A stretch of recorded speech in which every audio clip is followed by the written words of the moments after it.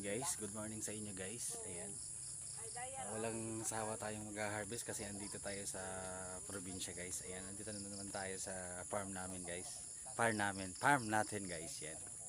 At mag-harvest tayo ng kalabasa guys.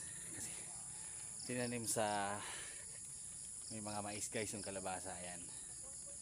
Ayan guys. Tara, mag-harvest na tayo guys.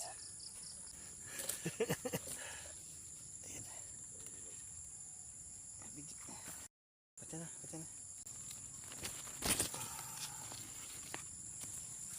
Biro ka to, katong tarupano.